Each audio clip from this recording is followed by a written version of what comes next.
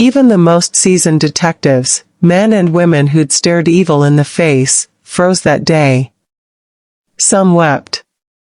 Others walked out, unable to speak. What they saw inside that quiet Florida garage wasn't just a crime scene, it was a nightmare. A sight so haunting, it forced hardened professionals to look away. And at the center of it all, was a 13-year-old girl. Innocent. Vulnerable.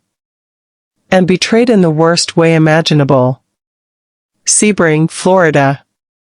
A quiet town with slow sunsets, friendly neighbors, and streets where everybody knows your name. It was the kind of place where nothing bad ever really happened, until it did. On the surface, Diane Mack was a woman doing good. A 34-year-old former child protection worker, a title that carried weight, authority, and trust.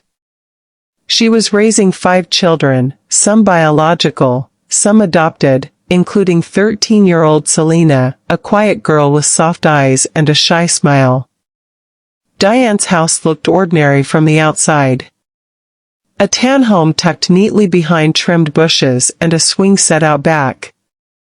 Neighbors waved when she passed by. They saw her wrangle kids and carry groceries. She appeared tired, but don't all moms of 5 look tired? But what no one saw was Selena. The other children played outside. Rode bikes. Went to school. But Selena? She was barely a whisper. Hidden. Quiet. Almost invisible. Some neighbors said they hadn't seen her in months. Others didn't even know Diane had adopted another child. And yet, no one asked. Why would they? Diane had once worked in child protection. She knew the system. She spoke the language. She knew how to answer just enough, but never too much. But behind those closed doors, something was terribly, unforgivably wrong. Selena had been placed under the care of someone who knew exactly how to hide the truth. If someone seemed trustworthy on the outside, would you ever think to look deeper? Let us know in the comments. And if you haven't yet, subscribe for more cases that uncover the truth behind the mask. November 15, 2024. Just after midnight. The kind of quiet that hangs heavy. Then, dispatch gets a call. It's Diane Mack. Her voice is calm. Too calm. She tells the operator her daughter isn't breathing. She doesn't sound panicked. Doesn't plead for help. Just states it. Paramedics rush to the address on Kenilworth Boulevard. They expect a medical emergency. Maybe a seizure. Maybe a fall. But what they find stops them cold. Selena. Lying on the garage floor. Motionless. Her frame, shockingly thin. Bones jutting beneath her skin.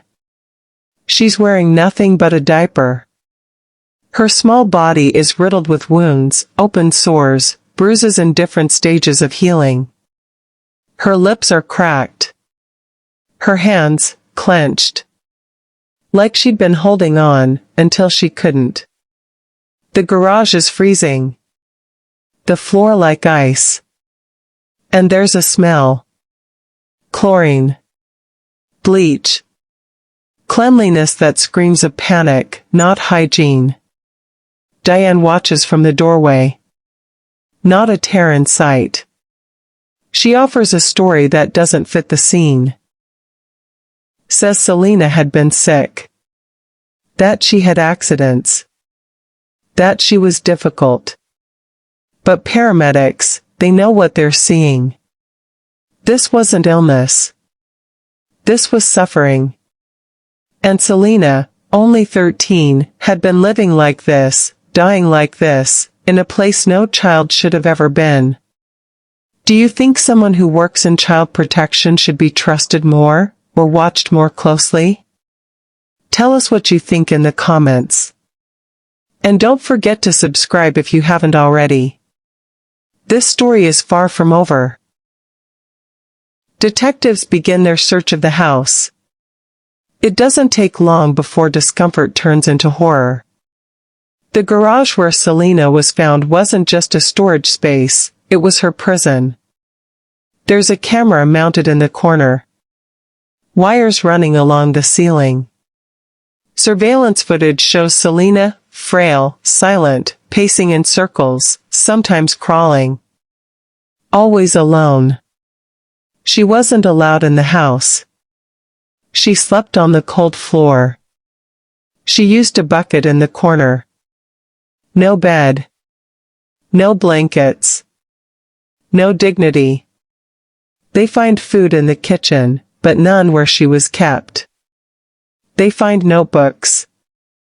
Handwritten logs. By Diane. Each entry colder than the last. Dates. Times.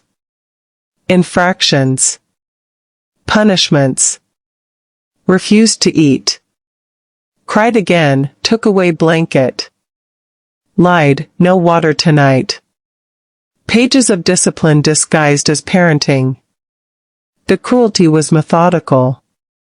Sheriff Paul Blackman, veteran of over 30 years, steps out of the house and calls it what it is, one of the most disturbing crime scenes I've ever seen. Even officers on the scene broke down.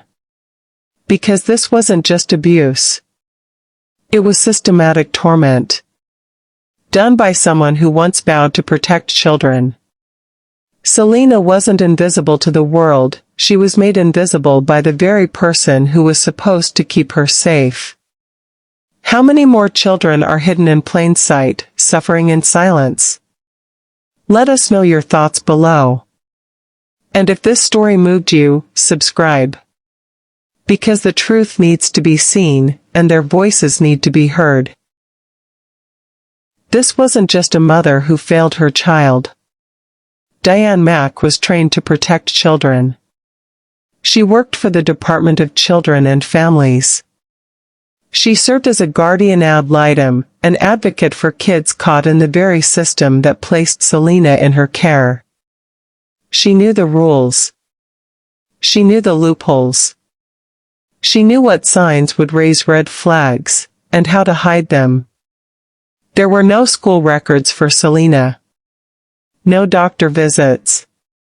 No concerned teachers. She was removed from visibility on purpose. And no one checked. DCF had given Diane custody. The courts had approved it. No follow-ups. No home visits. No accountability.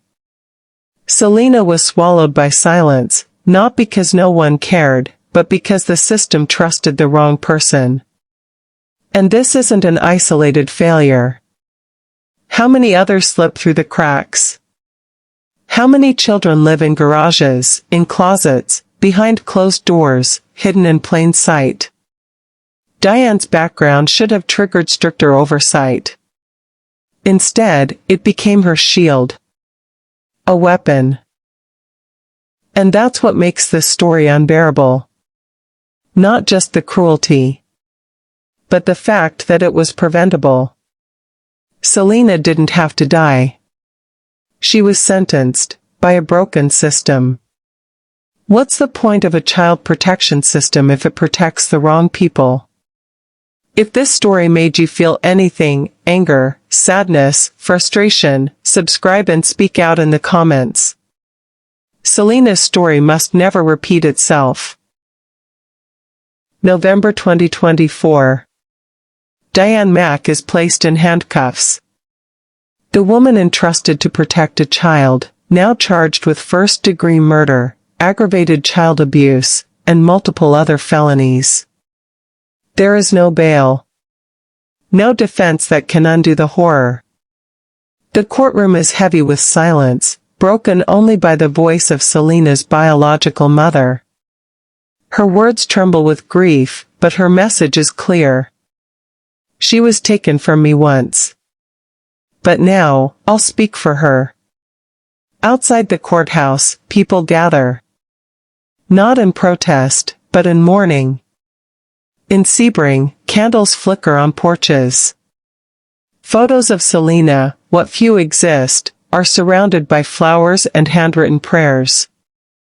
The town is shaken. She wasn't just another name on a headline. She was a little girl who deserved laughter, love, and life. And now, her name stands for something more. Justice. Not just in the form of a trial, but in the conversation she sparked. About the cracks in the system. About the silence that shelters abuse. About the children we forget to check on. Until it's too late. This isn't the end of Selena's story. It's the beginning of a reckoning. Because if we don't remember her, if we don't demand better, it will happen again. And next time, it could be closer than you think. If this story moved you, even a little, don't let it fade. Comment below. Share Selena's name. And hit subscribe, because we uncover the stories others forget. Until every voice is heard.